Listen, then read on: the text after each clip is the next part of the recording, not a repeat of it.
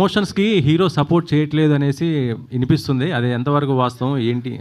సుధీర్ ఈరోజు కూడా రాలేదు. అదే నాకు ఏంటంటే సుధీర్ గారు చాలా రెస్పాన్సిబుల్ పర్సన్ అనే నేను సినిమా బేసిక్లీ ఆయన హీరోలాగా ఒప్పుకున్నది. ఎందుకంటే ఆయన చాలా కింది నుంచి పైకి వచ్చాడు. ఆయనకి ఎప్పుడు పెట్టలేని బడ్జెట్ పెడుతున్నాము కాబట్టి హీల్ డూ జస్టిఫికేషన్ అనుకొని సెలెక్ట్ చేశాము. ఆయన మంచి ఫ్యామిలీ నుంచి కూడా వాళ్ళ పేరెంట్స్ మంచిలు, అప్గ్రేవింగ్ మంచిది. సో నేను I'm believing that hill come. ఎందుకంటే మేము ఎక్కువ రోజులు వెయిట్ చేయలేదు.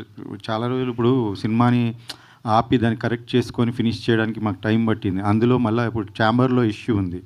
ఆ ఛాంబర్లో వాళ్ళు డిసిషన్ తీసుకునే వరకు నేను ఎక్కువ డిస్క్లోజ్ చేయలేను.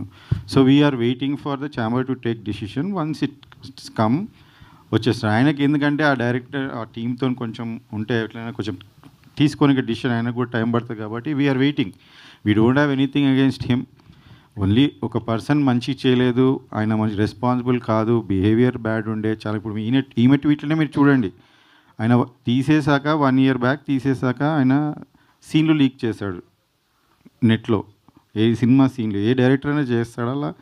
సీన్లు లీక్ చేస్తే ఛాంబర్కి వెళ్తే ఛాంబర్ ఆయన పోలీస్ కంప్లైంట్ ఇవ్వమని ఇచ్చాం. ఫైల్ అయినాక ఈ రోజు కాక చెప్పలేదు మీకు పోలీస్ కంప్లైంట్ ఫైల్ అయింది, కోర్టుకి ఆయన పంపించారని ఇప్పటిదాకా చెప్పలేదు. ఎందుకంటే అది సుధీర్ గారి లైఫ్కి ఎఫెక్ట్ అవుతుంది, ఒక మూవీకి ఎఫెక్ట్ అవుతుంది, ఇంతమంది కష్టాలు ఎఫెక్ట్ అవుతుంది నేను చెప్పలేదు.